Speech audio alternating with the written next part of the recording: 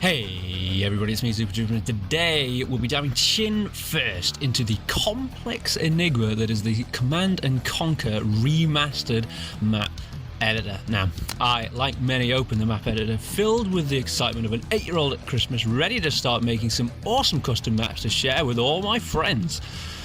Or at least make some awesome maps. After scraping what I left of my eyeballs from the keyboard, after bashing my head against the desk time after time, I think I finally reached a stage where I can put together some scripts that would put Stanley Kubrick to shame. What this is it's not a walkthrough of how to use the map tile sets to create pretty pictures or an overview of what each tool does. This is for the basic technical scripting element of making maps, triggers, team types, AI production, etc.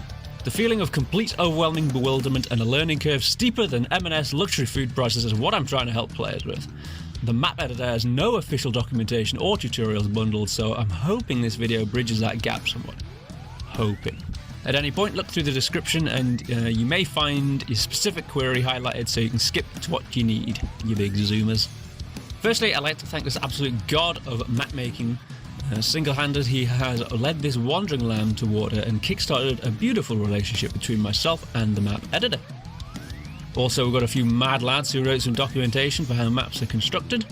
We've ran the test and you can carbon date this one to circa 1997. The others are so old, the boys in the lab took one look at the purity of the notepad format and suggested sticking bamboo under my nails would be a more comfortable experience than reading this. Either way, both of these have broken down how the .ini, or I'm going to call it ini, or .mrp, and I'm going to call it .mrp, files work for both Red Alert and Tiberian Dawn, and have some brilliant guidance as to how to achieve certain scripting actions and other pearls of wisdom that Confucius himself would be proud of. There's also further sources of intel on the Red Alert archived website under downloads, documentation in the sidebar, hours of reading potential hidden in there. And if you're interested in learning a little more about the original Command & Conquer, Mad Attack C&C 95 has a handy playlist on YouTube that covers a lot of what I'm talking about here, but in the context of the original Command & Conquer. It's in a different editor, the XCC editor to be precise. If there's a want for me to cover the same topics, but for Tiberian Dawn, then I may be able to make another video, but for now, Red Alert Master Race. Links for all these things will obviously be in the description. Alright, so let's take a look at this juicy scenario put together by no other than yours truly. This is a single-player scenario / custom mission because we're not here for any weak multiplayer shenanigans. Let's take a look.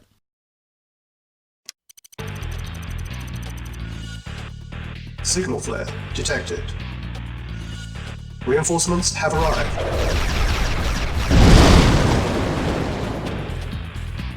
Reinforcements have arrived. Yes, sir. Okay.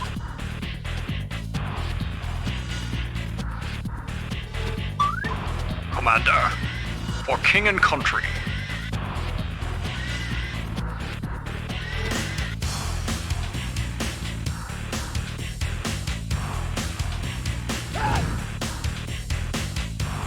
Yes, sir.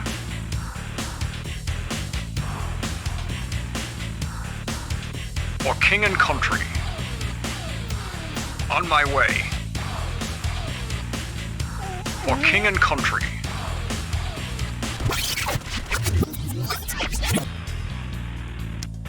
Indeed. Objective reached. For king and country. Objective met. Building infiltrated. Allied reinforcements have arrived from the north. Reinforcements have arrived. Reporting. Affirmative. Vehicle reporting. Affirmative. Ready and waiting. Agreed. Reporting. Agreed. Alright, so that looks pretty basic and straightforward, but what we've just seen is a representation of around 15 to 20 hours of my life I will unfortunately never see again. Which is great news for you because I've ripped each of my nipples off and stitched them directly to my forehead so you don't have to. Let's start first with map settings, something you should do first on every map. Carryover is how many credits are given to you from your previous mission. Name is the viewable name of the missions in the menus. Note that this name overwrites the file name. As you can see in the window, the file is called Mission 001, but will show as PPE to those who need it in-game. Stay alert. Percent requires a tweet to Inspector Morse because it's a bigger mystery than Stonehenge. Some say it's linked to AI intelligence, but some say the Earth's flat as well, so the jury's still out on that one. Read the books. Read the books. Player is the faction you'll be playing as. Factions are known as houses in the editor. Greece is the default blue Allied house, and the USSR is obviously the red Soviets. You can set other factions as playable, but you have to set the house IQ to 0 to have control. I'll revisit this shortly. I'm not really sure what this is about. I thought maybe if it was set to USSR, you could maybe build in the USSR build zone, but I tested it and that wasn't it. I don't think it's done anything in-game to affect things, so if it ain't broke, then don't fix it. I set it as the same as the playable house for good measure. Finally, tick this box if you're a charismatic comedy genius. Briefing is the text displayed in the mission select menu, as well as what's shown upon loading the map. I like to have something in there so I can click OK and not miss any dramatic action at the start of the missions. Below that, we have a list of houses. You can leave the ones that you want ticked and kick the rest to the curb. Good guy / bad guy looks useful, but it's something left in from Tiberian Dawn and not used in Red Alert as far as I know. And multi can be ignored for single player. Coming in from the turnbuckle with a huge spear, edges the edge of the map where units will spawn when you call for reinforcements. Credits are completely logically represented, not by the number you type in, but by the number you type multiplied by 100. So if you want the house to start with 10,000 credits, then you have to type 100. Why? Just West with things. The max values, I think, might be a carryover from the June gains, as I've not encountered any limits to things in-game. I've not specifically tested it, but I just ignore them for the most part. Tech level, again, is a little confusing as it displays 99 by default, but the highest value I've seen in the INI files is 13. Test it out, but the lower the number, the less stuff you can build. You can alter tech level requirements, cost, etc. by adding bits of the rules INI file to the .npr file in a text editor. IQ is a think tank estimation of the average IQ of your teammates in Rocket League. You're the best one in the team.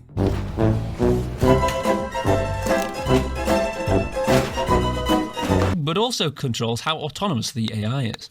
Look in the documentation for further details, but for Player's House you want this to be 0, otherwise units become possessed, buildings repair on the road, and no talking at walls in the middle of the night with Derek Akora is going to help you out.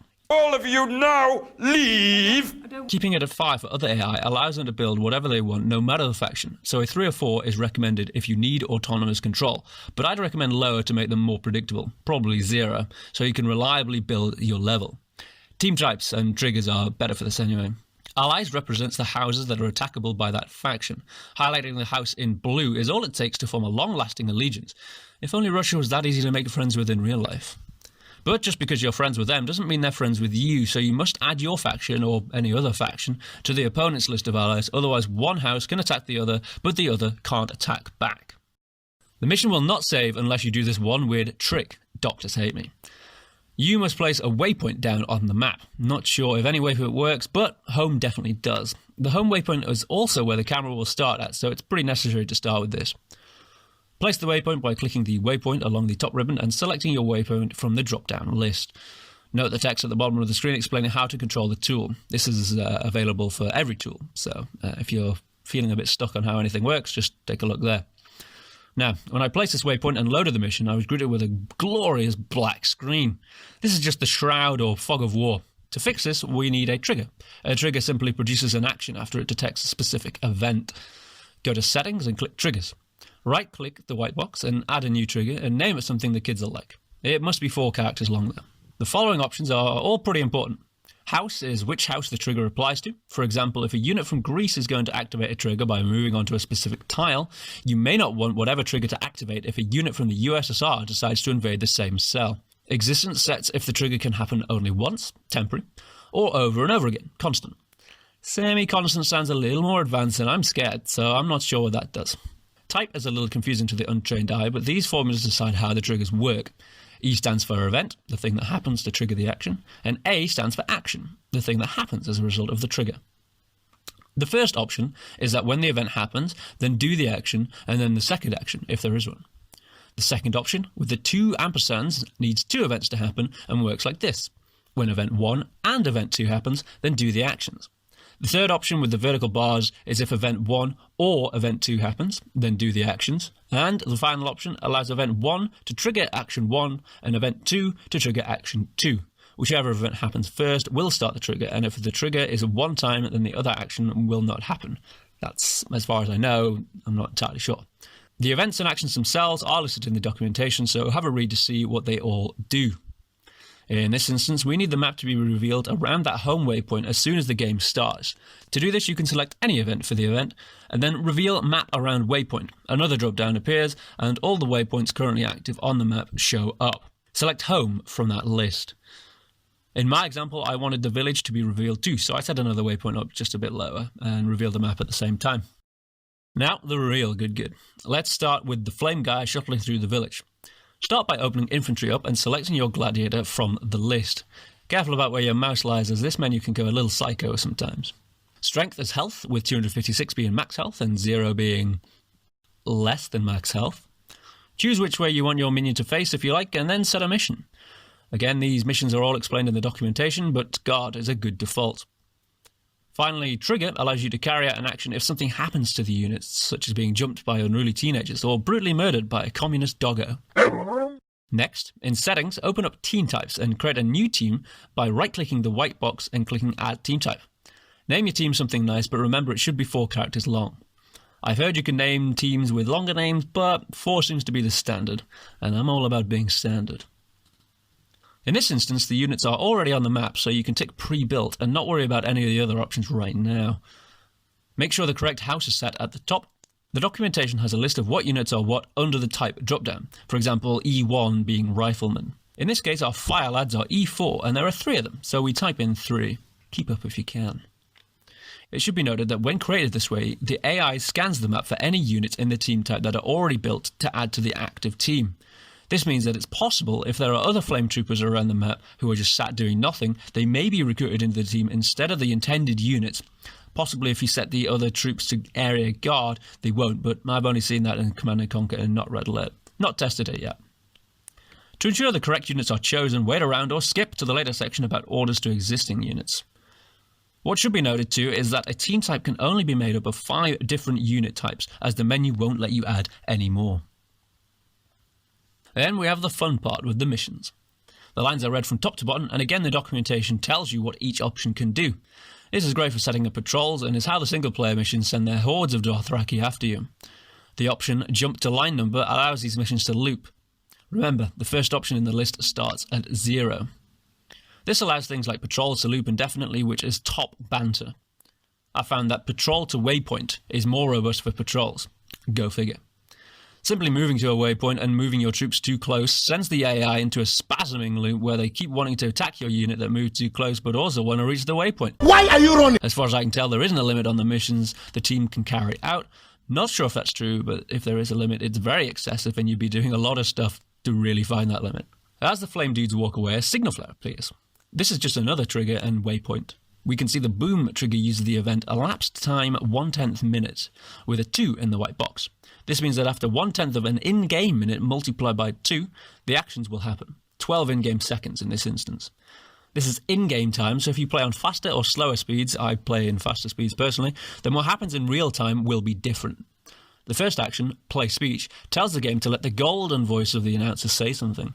The drop-down lists all available snippets, and again, the documentation linked tells you what each one of them says. In my example, it's the signal flare option. The second option, Drop Zone Flare, Waypoint, displays the iconic green flare at any waypoint on the map. Happy days. Next up, we have the Badger Bomber, blowing up some high-quality fence and the damaged SAMs. To do this, we create another team type, but the settings are a little different this time. Firstly, I set up 3 waypoints on the map, 12, 15 and 14. 12 must be off the map to determine where the badger will spawn. To control where reinforcements come from, a waypoint is the way to do it. Waypoint 15 is where I want the badger to fly to. However, this does not work, as the badger just circles the waypoint and doesn't move on to the next mission. So unfortunately, you can only control the cell the badger spawns in and where the payload is dropped. Waypoint 14 is where the bombs will drop. Note that the first bomb drops a good tile or 2 away from 14 in the direction the badger was coming from, and the last bomb drops in the middle of the target tile. Keep this in mind when precision is needed. My bomb team type holds the badger data for this bombing run. First thing is to make the badger work for me, so I set the house to Greece, the player house. As the badger spawns from off-screen, the waypoint drop-down must display your off-screen waypoint, 12 in my case.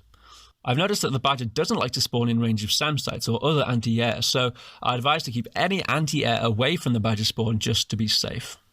I then select BADR, which stands for badger, from the type list and set count to 1. The documentation goes into badges in more detail, but basically if you want bombs to drop, then move on to missions. However, if you want infantry to drop, you need to add them as additional types below the BADR type. The editor is just about smart enough to automatically replace the bombs with the troops, which is a little relief amongst the absolute angst that is the map editor. In missions, I set attack waypoint to 14, spawning the badger in from 12, bombing 14, detonating the barrels, which kills off the SAM sites. Classic red alert. With the team type set up, we need a trigger to spawn it. Under triggers, bomb controls the badger spawn. As it's on an on-rails kind of section in the level, I set the event to trigger after 4 lots of in-game 6 seconds. That's 2 lots after the signal flare appears. The action is a new one, reinforcement team. That brings up a drop box with all the team types you've set up. Select your team type and you're sorted.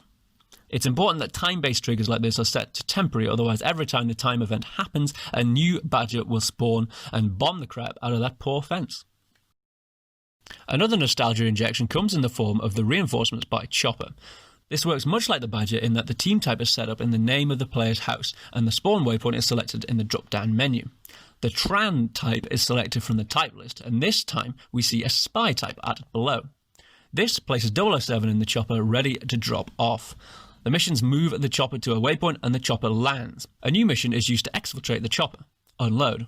Unload is used by transport choppers, APCs, and sea transports to offload the units on board. Once the units disembark, the pilot hightails it off the map to catch last orders at his local Mackies. Top bloke. While we're in the reinforcement mood, at the end of the example, 2 APCs roll up from off the map. This is just another simple team type with the waypoint selected so that they always spawn from the same place. The desired units selected, the house defined, and missions to get them to where you want to get to and unload. Easy mode. The trigger is also equally as simple, with the reinforcement team action also doing the heavy lifting. Remember that you're limited to 5 different unit types but can have as many missions as you like.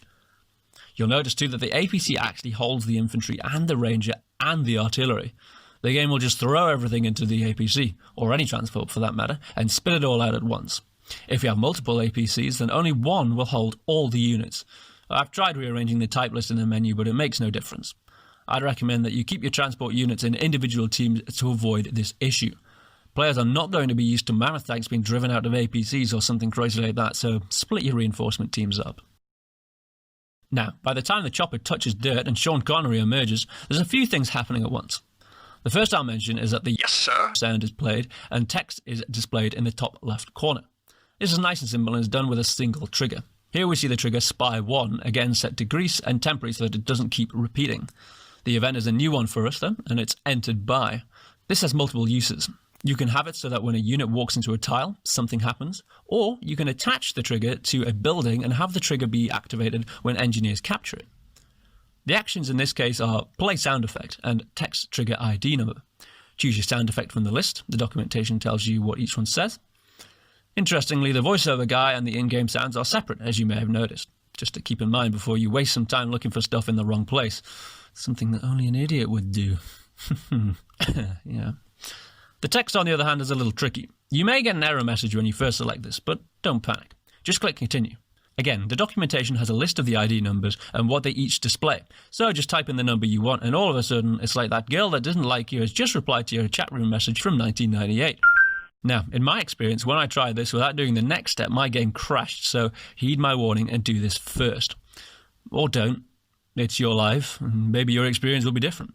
Grab the tutorial.ini file from the Red Alert archive and drop the file into the C&C Remastered folder. You can find this by right-clicking the game in your Steam library and going to Manage and Local Folders.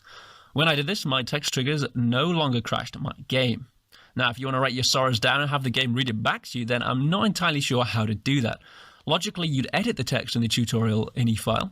Now, this is how you do it in the pre-remaster games, but for some reason it doesn't display what you write. I think this means that the actual text might be getting pulled from a different file that has priority over this one, but I don't really know. If you want to find that out for me, then that would be great. Unfortunately, you'll have to stick to what Westwood wrote for us for now. Thankfully, though, a lot of it is pretty versatile. Now, before you create any triggers, the Cell Triggers option in the top ribbon will be grayed out. Cell triggers are used to activate a trigger if a unit enters a cell. Pretty neat. In my example, we have this Spy 1 trigger hooked up to this cell trigger in the middle of the village. This is easily added by clicking the Now Active Cell Triggers button on the ribbon, selecting the desired trigger from the drop-down list, and then shift-clicking to place the trigger down. Notice the name of the trigger displayed in the box. The next step is to ensure the trigger is set up right. In the Spy 1 trigger, we see the event must be entered by for the cell trigger to work. Grease is set as the house because, as mentioned earlier, this ensures that only units from the grease house activate the trigger. These are pretty simple, but worth going over as they are very useful. A common strategy used by Westwood in their maps is demonstrated a little later in the mission when the spy walks up to the broken bridge. Cell triggers are not limited to being applied to one cell. Many cells across the map can activate the same trigger, and this is commonly used to make a trigger activate from multiple cells. The example shows the spy walk into a cell and the map is revealed around a waypoint and the dog whine sound effect plays, For king and to indicate that this is not the right direction. However, the spy could have come from the left of the island, straight through the middle, more to the right. So, to account for these different options, a row of triggers is set up. This ensures that the trigger will be activated now no matter how the player decides to move the spy through that area. Westwood often used 2 rows to be doubly sure the player doesn't miss things. This one's a little complex but very useful. So, in the case of Viserion, Drogon and Rhaegal over here, this team was created straight away and given orders straight off the bat. Lovely little Maria down here, though, was standing around for a spell before doing something. Looking at the setup, we've got the neutral house active in the map settings and have set the IQ down to 3 to prevent unwanted and excessive movement around the map. I've also made the neutral house an ally of Greece and vice versa. I specifically not added the USSR as an ally in either direction. Then, under infantry, I selected Maria and set her house to neutral and shift-clicked her into position on the map. Then I placed a waypoint on the same tile as her before heading into team types and creating a new team, Civ 1. We can see in Civ 1 there are a couple of notable things. The first is that much like the Flame Troopers, we've ticked Prebuilt because they are already on the map. The second is that under waypoint, we've selected the same waypoint we placed on top of Maria. What this does is it tells the game that out of all the Marias that are on the map, I want you to pick the Maria in this specific place to make up the team.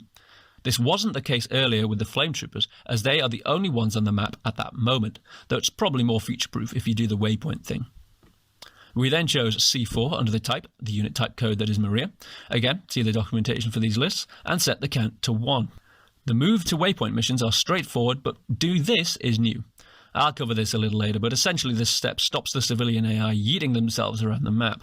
The trigger to start these orders comes under the STRT trigger in my list, the same trigger that calls the chopper into play. As the second action in the trigger, I select Create Team and choose Civ 1 from the list. The difference between Reinforcement and Create Team is that with Reinforcement, the game will bring in the team from off the map, either by chopper, sea transport, APC, or just by driving or walking them in. With Create Team, the game boots up the Civ 1 team and tries to find units already on the map to make the team up. If it can't, then the team is cancelled. If production has been started and there are the funds and production buildings available, the AI will try to build them. If not available, the team is cancelled. We'll cover production in detail later though. I then link up the team types order and the cell trigger by placing the text 2 trigger over waypoint 13, so that when the neutral has reached cell 13, text is displayed, but the team just keeps carrying out its orders.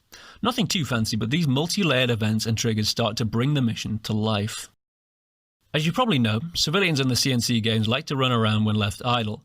This was an issue for me, as I needed the Flame Troopers to roast Maria later down the line. To accomplish this, I could set orders for the dragons to go full on Dracarys in their missions by selecting an attack mission, but I needed more precision, so I instead used the attack waypoint option. In conjunction with this, by the time those Snorlaxes dragged themselves over to Maria, it would be highly likely that Maria would have wandered off her tile. To counter this, the Do This mission was added to Maria's list with the number 0. The documentation explains what each number will do, but in this instance I needed Maria to keep still, so I set her to sleep, effectively freezing Maria in place. The culmination of these events is that Flame grilled Maria and the design intention met. Previously, I intentionally didn't place Neutral House as an ally of the USSR. This was because in my testing I found that the Flame Troopers would just stand around Maria if they were allies, as they obviously didn't want to attack each other. Removing the ally status granted weapons reorders, and sadly, Maria is no longer with us.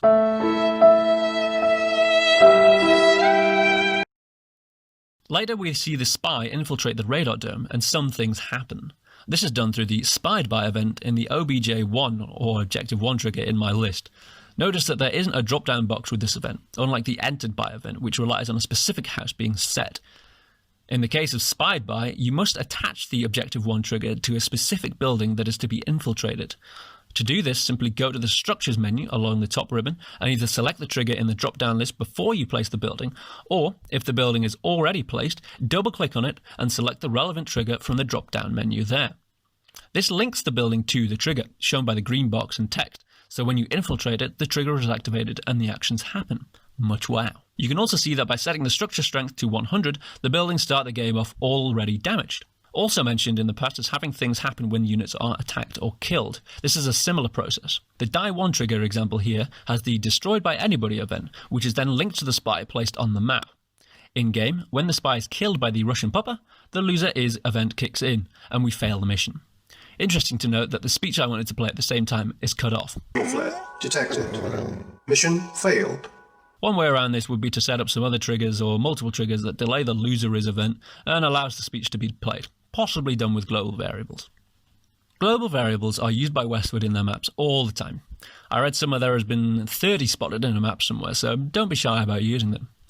Essentially, a global variable, or simply a global, is either set or cleared, or in computer lingo, given a value of 1 or 0, enter menu, on or off. All global triggers are set to clear by default.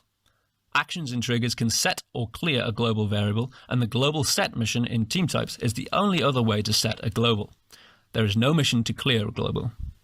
The box next to global set, where you would type in the waypoint number for a move to waypoint mission, specifies which global you want to set and not whether you want to set or clear a global. In my example, I use a global in the Objective 1 trigger when the radar dome is infiltrated. We can see the second action is global set and the number 1, identical method to the team type mission. In another trigger, text 3 in my case, the event is global set 1. So in one trigger, global 1 is set, and the other trigger, the set global 1 is read, and more triggers are carried out.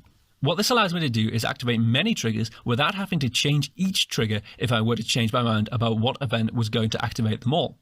For instance, if I had a bunch of triggers set up that when the radar dome was spied, reinforcements were called somewhere, some flares popped up on another trigger, a team type was created somewhere else, and then I decided that instead of spying on the radar to activate it, I wanted these to happen if the building was destroyed, I would have to go through each one of those triggers and change the event accordingly. But with a global being set, I would only have to change the trigger event that had the global set as an action. This saves so much time and work in the long run and is a familiar concept to you programmers out there.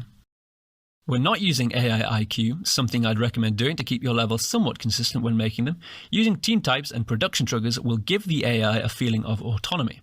I don't believe the AI need the tech buildings to create units, as they can literally make anything they want by default, but they do need the credits and the relevant production structures in place. The first step here is to tell the AI, I want you to start making units now, please. To do this, we need to activate a trigger with the production begins action in it and make sure it's linked to the correct house.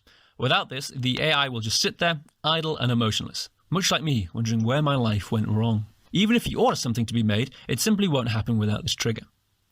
Next, we need a team type for the computer to build, and this time the settings are different, much excite. In my test map, we can see the BBBB team type in place. This looks pretty straightforward with the house selected, 3 riflemen selected, and a series of patrol and guard missions that loop indefinitely. Now though, we have some new numbers added. Play with this if you like. I haven't yet, so can't exactly say how this works, but priority should be set to 7. Just throwing this out there, but I think if you have multiple team types with different priorities, then the computer will focus on making the highest priority first. Why 7? I don't know. The Reddit gods told me to. I just know that it works, and if that's good enough for me, it's good enough for you. I'm not sure what init number does. You'd assume it means how many teams are currently on the map, but I've played with that number a little, and it didn't seem to make much difference. Again, I know it works at 1 and at 0, so there's that. Max allowed actually does do something. It limits how many of the team can be active at once. Mentioned previously, the AI scans the map for any units present in the team type who are just sat idle to join the Banter Brigade before building more. Now, something that's a bit strange is that even though I've told the computer to build 3 riflemen, every time it builds them, the AI will always build 5 and leave 2 just standing around. This was present in Tiberian Dawn map editors as well, and may just be a way to keep bases populated with some units, but this should be kept in mind for sure. In my example, I've shown the AI scanning the map for idle troops as the production begins action is triggered at the start of the game, indicated by the construction options speech I added as a debugging measure. New construction options. The AI then grabs the 3 riflemen and sends them on their merry way, without building new ones. When the team is killed, the AI replaces them, builds the 5, and only uses 3, because reasons. This cycle will now continue indefinitely until the AI runs out of money or the production building is destroyed.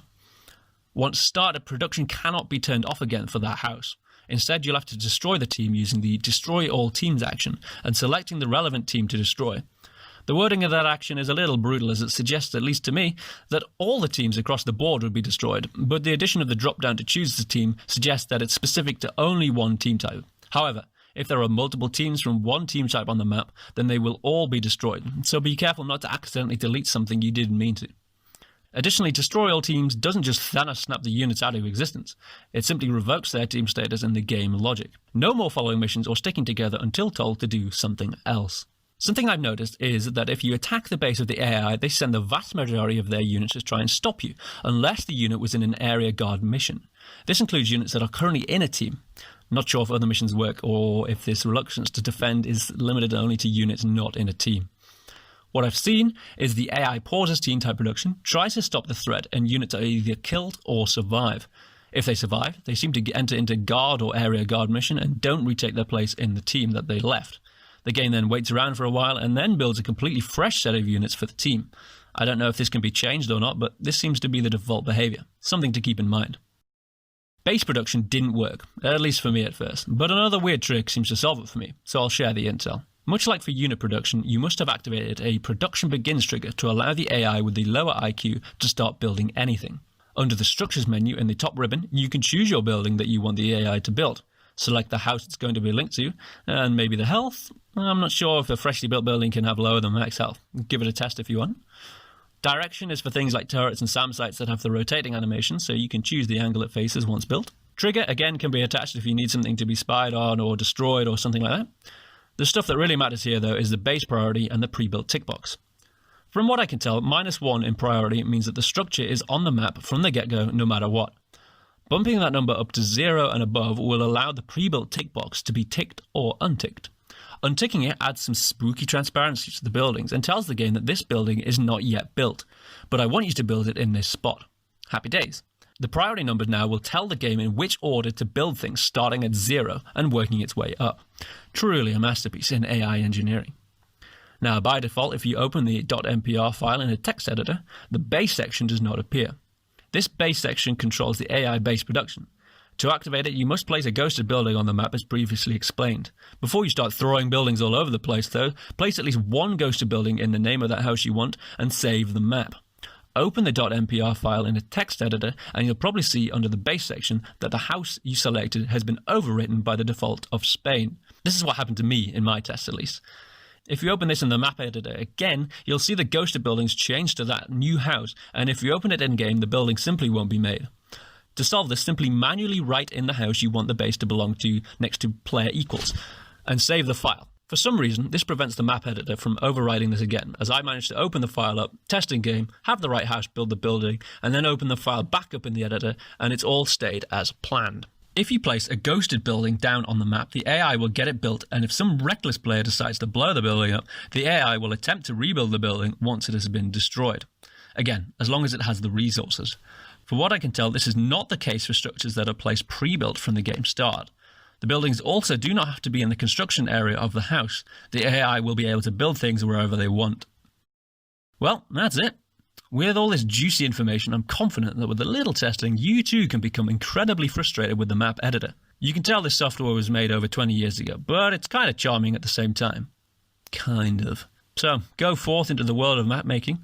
What I've shared here should hopefully have given you a solid foundation to start messing around with single-player maps. I've read that some things are kind of broken in the map editor and that single-player maps don't really work, but I've not come across any mission-breaking problems. Yet. It's not perfect, but it's not unusable either. So be patient, you zoomers. Go ahead and play with win and lose conditions, timers, playing movies on triggers, and so many other things I've not told you about, so you can comment and ask how to do this thing I've not told you how to do in the comments. Maybe I'll make some more videos to help you out. Or maybe I'll jump off a cliff. Yes, sir.